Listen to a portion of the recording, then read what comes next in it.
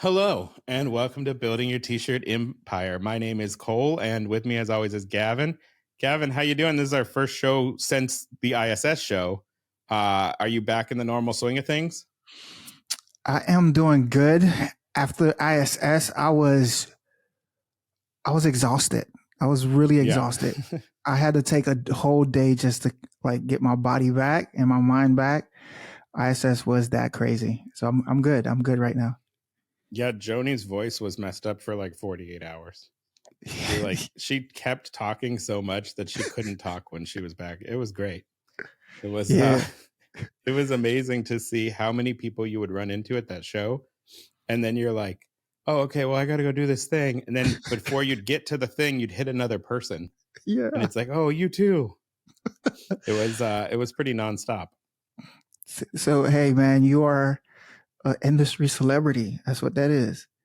It was a lot of people that I ended up knowing. It was bizarre to see everyone that I actually realized I knew. So the class ended up going really well. We had 70 plus people in your and my systems class. And I was really happy with it. I felt like we had changed it enough that some of the kinks were ironed out. What did you think about the class? Yeah. So I think our class, every time we do it, it gets better and better. Like just from the speaker's point of view, we ironed out a few things. Delivery was a lot better, so that means I'm sure the audience got so much from it. I think that class, man, is like a major steal.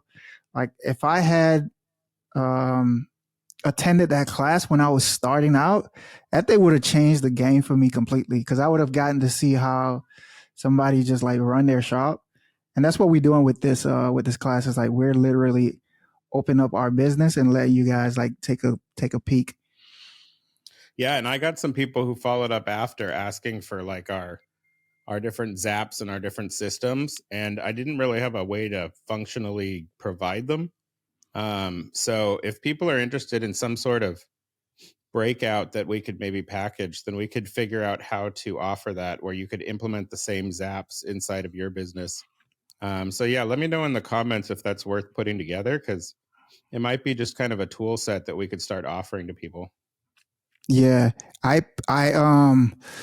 so you had a panel that you did, and that panel, honestly, I've been going to the shows for the past however long, let's just say 8, 9 years. And when I peeked into your class, it was the busiest class I've ever seen. Like as far as attendees, and the room was filled. So like really great job on that. Like how was that for you? It was insane because I had way too good of guests. So we had Steven and Bruce, which everyone knows from their podcast. And then also, Steven owns Campus Inc. And Bruce literally built Printavo from the ground up. We had Matt Marcotte, who was turning into like the AI king. Yeah. So he was amazing to listen to, because he told me a little bit later on, he'll like get off from his normal day job at Inktovo and then just be up till 1 or 2 a.m. messing with the AI, trying to push it and break it.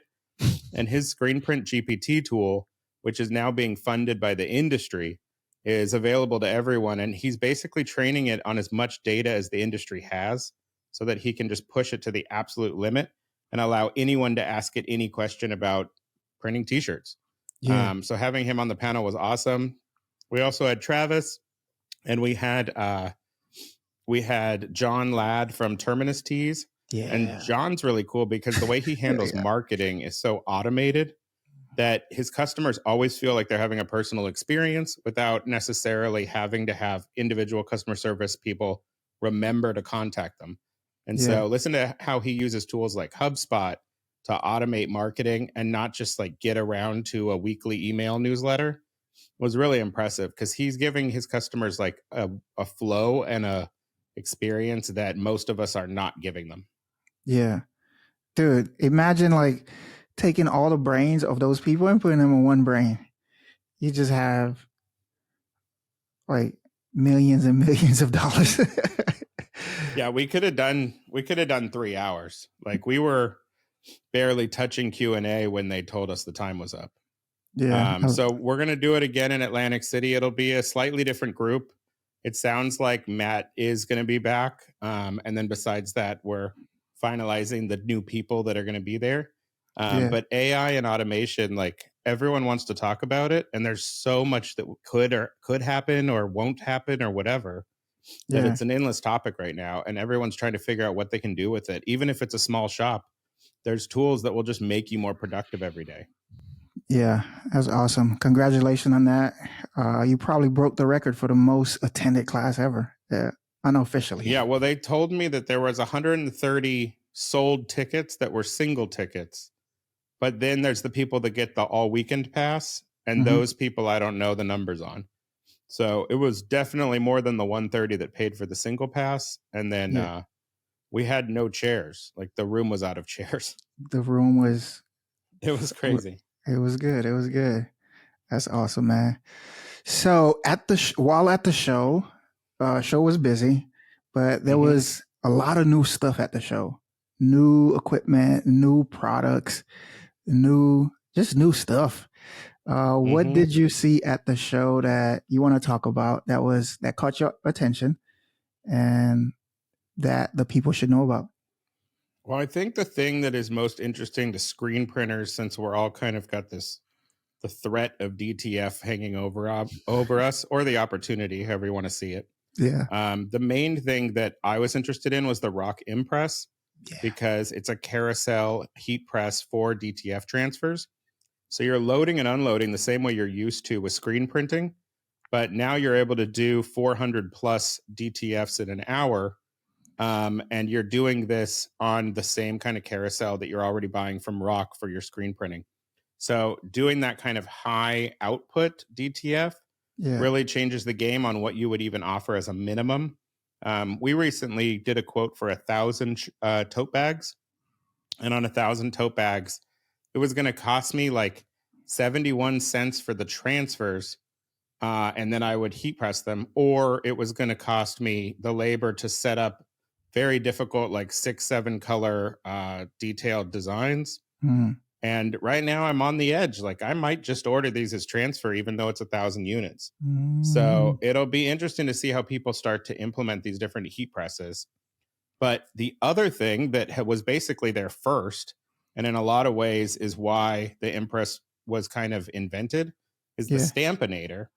And the Stampinator had what I thought was a very cool idea, which was a manual Stampinator. Yeah. This allows you to use the Stampinator as either something on your manual press that you use to just smooth your prints out or cut down the fibrillation on the fabric. Or you could actually use this manually as a heat press where you're loading the DTF, spinning it over to the Stampinator, loading another one while it's being heat pressed, and then doing a fairly rapid heat pressing process on a manual or even on an automatic because it's a standalone unit. At the show, I was told it was $7,000, but here's what's crazy. The manual Stampinator, as of today, is $1,000. Whoa. So I don't know if people are investing in the bigger stuff, and so Stampinator needs to clearance this or what, but to see that kind of a price drop is crazy. And I'm really tempted now. For $1,000, it's like, well, now it's cheaper than me grabbing like, a Stahl's heat press. What do you think is going to happen with these kind of competing products? Yeah. So the equipment manufacturers have to adapt because the market is shifting very fast, like to this DTF thing. I mean, it makes sense. It's just so easy. The Impress, I was impressed by the Impress, right? Yeah. But I think it's still $50,000. Oh, wow. I did not know the price. It's not cheap. Yeah, it's not cheap, but it takes up it doesn't take up a lot of space in your shop.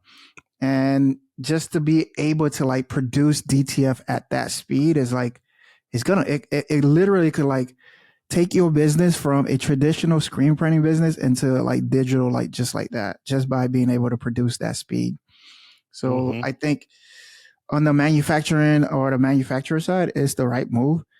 It is demanded by market right now and also by shops because uh, you're gonna be out of business if you're not adapting. Like honestly, that's just how I feel. If you're not adapting this wave of digital and DTF in your business, um, you may not be diverse enough in your business. Right. Yeah, I mean, there was a lot going on in the show, but DTF was just taking over. Yeah. In the blank side of things, do you have any updates on that Gildan story? Because it feels like there's never any resolution to it. Yeah. So, just a quick recap for the folks that hasn't been following. So, Gildan, back in December, they made a move to change their CEO. So their CEO was working with them for 20 years, and the CEO got fired, and they replaced the CEO with a new person. That and in the meantime, they had an interim CEO, but the CEO like was contesting the firing, saying that firing was not just. He felt that it wasn't done properly, and the CEO went pretty much on a campaign to recruit a lot of just investment companies that was investing in Gildan to support his cause. And these investment companies did agree to support his cause. So they've been putting a lot of pressure on Gildan, on the board of directors of Gildan, to like reverse the decision that they made to fire him. So that's a quick summary of what happened. But here's the latest thing that's going on with that. Right.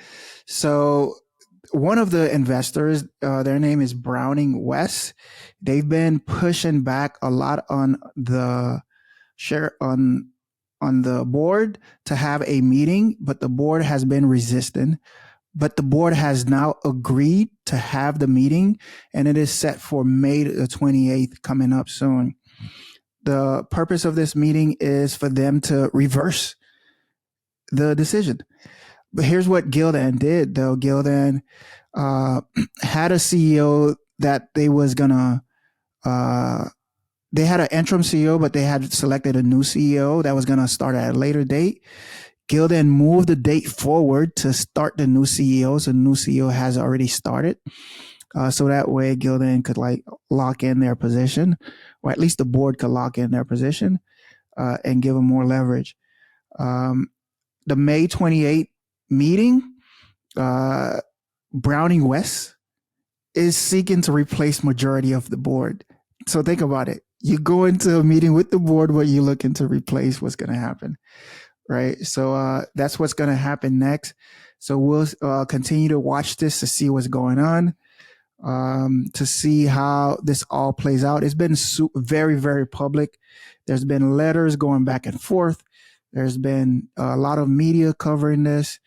And Gildan was a major player in the trade show that we came into, so they had a big presence there. So it was, even though all this is going on, the company's still operating and they still selling T-shirts. I think they need Dylan and Andy to get involved.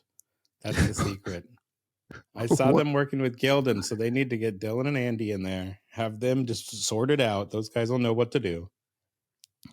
So in NFL news, they're cracking down right now on counterfeiters really hard, including shutting down the D Spot, which is in Roseville outside of Detroit. The D Spot was selling counterfeit NFL endorsed Detroit Lions merch. And, you figure this is going to happen, but also right now, like the millions or hundreds of millions of dollars in merch that's getting moved by the Lions is crazy. And so they want to keep every dollar of it, and they don't want a random print shop grabbing an extra $20 a hoodie selling bad stuff. I personally think it's good. There's a reason people have licenses, and there's a reason people want to protect their brands. But also you feel bad for the D Spot because they made an example of it out of this shop that's like 1,100 square foot outside of Detroit. I mean, this is not like a thriving business.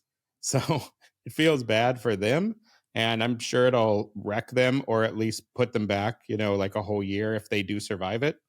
But what do you think about the counterfeit merch right now? Yes, always. I remember when I was young and when the Dolphin used to do good. Um, Guys just go around and just selling stuff out of the trunk of their car, and Totally. everybody knew what was happening. So Hmm. that story just kind of brought me back to like, oh, okay, that's how this works. It's it's how So whenever there's energy around, it just creates the perfect opportunity for somebody to make quick buck. And there's no a brand that's more popular in the U.S. than say football and NFL football. I think we did a story a few weeks ago where we talked about how the NFL is literally trying to lock in the online space where they're trying to like kick out all these smaller players Hmm. through like licensing agreements that they have Fanatics. with Fanatics Fanatics. basically locked down every team. Exactly. So part of me is rooting for the little guy, For right? this one dude in his little shop hustling 1,000 Detroit Lions shirts. Well, Yeah, he like doesn't have. Yeah, I mean, they're not going to have to do it much longer since they lost. So, I yeah, mean, now we've got 49ers Chiefs going into the Super Bowl, which is a perfect segue to the most important woman in the NFL, Taylor Swift. Tell us what happened with Taylor Swift merch. yeah. All right. So Taylor Swift runs the world, right? Let me say that Mm-hmm. again. Taylor Swift is the queen of the world, right? Like everybody know who Taylor Swift is. And if you watch any football game, everybody's just kind of sick of the NFL and Taylor Swift right now, just because NFL is riding the wave. But there's for screen printers. So if you go to a Taylor Swift concert and you are a VIP at one of the Taylor Swift concert, you get a package, and this package includes the ticket. It includes some merch. It includes a tote bag. But there's been some problem in Taylor Swift world. So the problem that happened was in this package, there was a lot of typos in like the tickets. There was Oh, really? typos on the merch, right? Yeah. There was like so whoever was doing it just wasn't going through proper quality control. So a lot of like fans that's buying this VIP ticket. And the VIP ticket, here's a comment from somebody. Hey, I paid a lot of money for my VIP seat and box. It sucks that we didn't get a city specific poster, but it get worse. We just were shoved with 2023 leftovers keepsake tickets. How is that okay? Right. So instead of the ticket saying 2024, it says 2023. Instead of Mm-hmm. the merch saying the proper city on it, the merch had a different city name. Right. So it's crazy. Like there's no good quality control that was happening within that whole thing for such a famous person. I What do you wonder think who about was this? in charge of that because that those tour jobs are a real nightmare. We've kind of touched like the tour merch world, but we're certainly not big in it.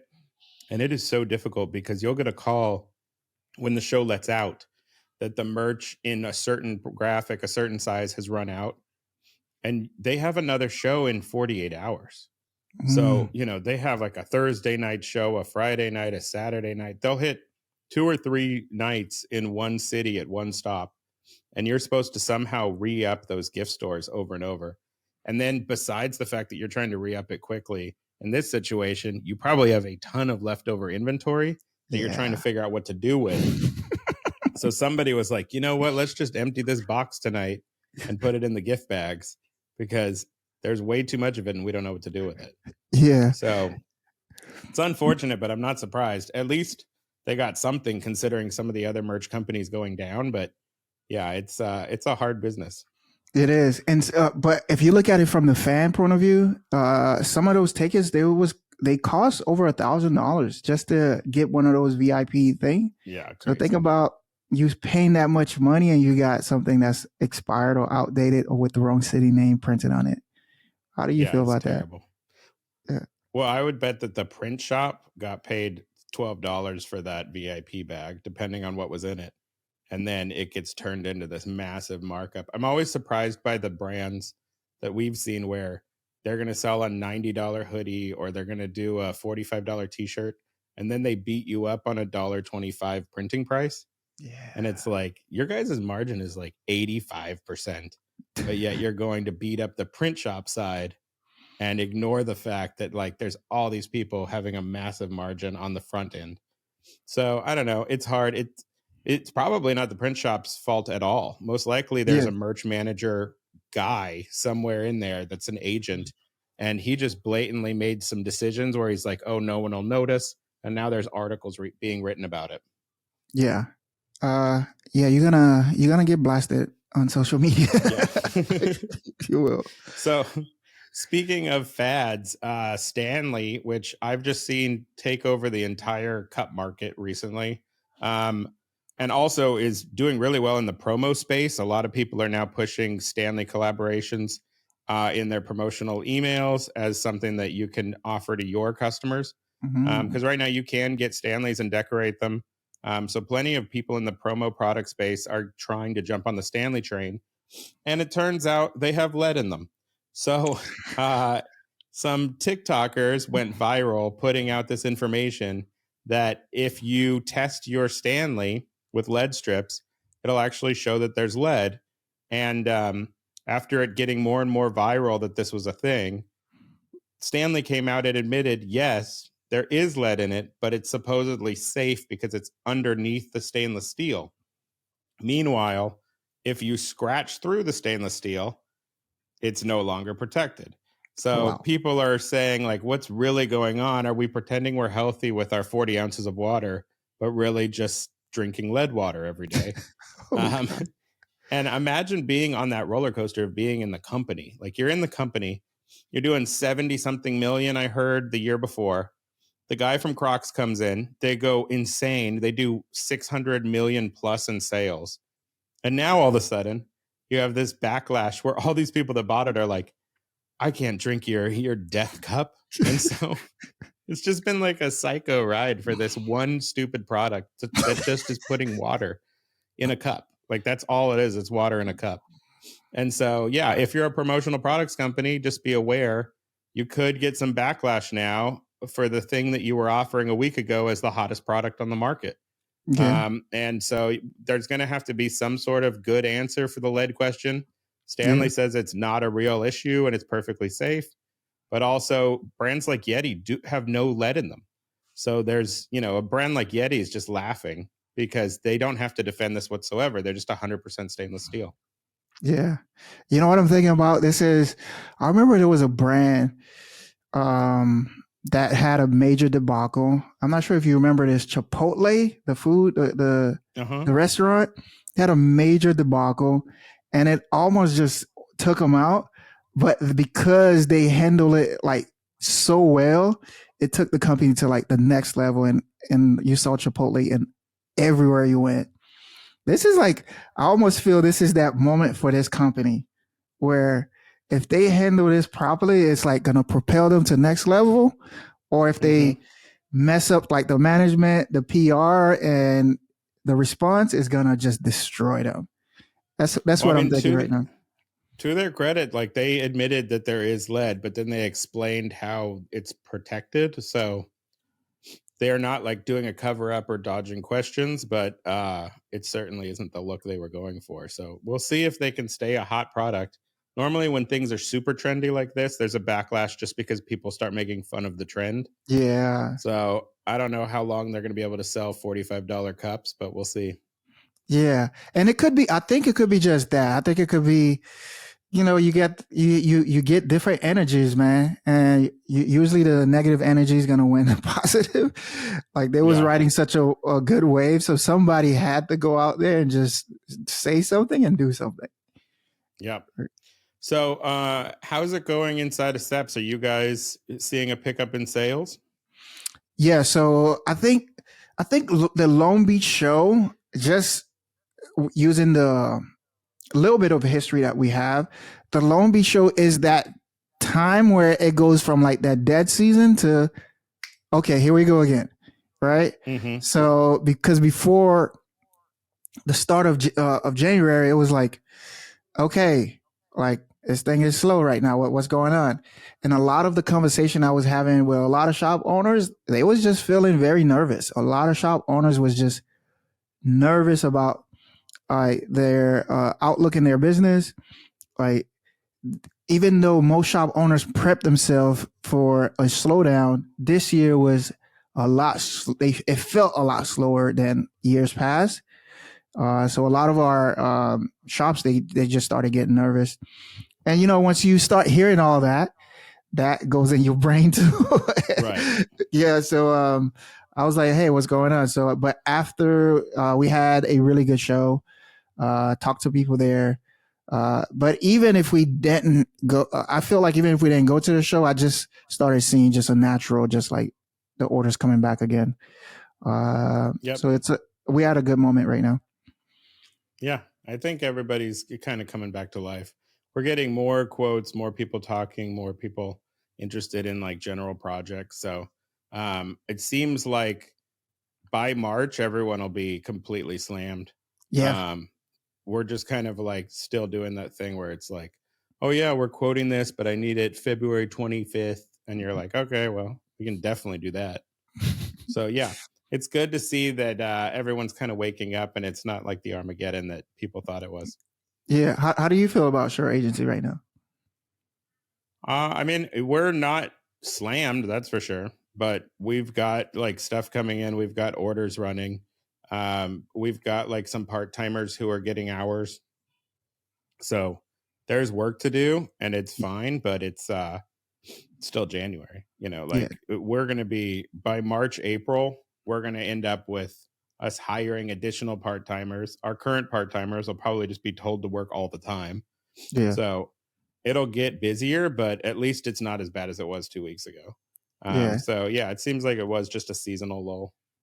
Yeah. And that story you say right there is like, it's confident to be, it feels confident to be able to say that story because you kind of know what the road ahead will look like. So a lot of businesses, they just cannot see that. Yeah, I mean, especially if you're in your first year or two or something. Yeah. And especially when you see like a seasonal slam. So you're killing it in October, November, and you've got all these hoodie sales, and then the hoodie sales inflate your gross because even though your gross kind of doesn't matter because it's just cost of goods, you're seeing those like $18 hoodies leave the door, and you're like, man, we just did a $6,000 invoice, a $10,000 invoice. Then you start going back into t-shirt land and you're like, oh, it's a $4,000 invoice. Meanwhile, your printing cost was identical on both. Mm-hmm. Like Mm-hmm. maybe you had a better margin on the blank depending on the deal you made, but for the most part, like you did the same amount of units in printing. You just got excited about those gross numbers. Yeah. That's a good way to put it. All right. All right. Well, we're going to head out. Thanks for listening. Don't forget to like, subscribe, and tell your mom about us. And have a good week. Bye. Peace.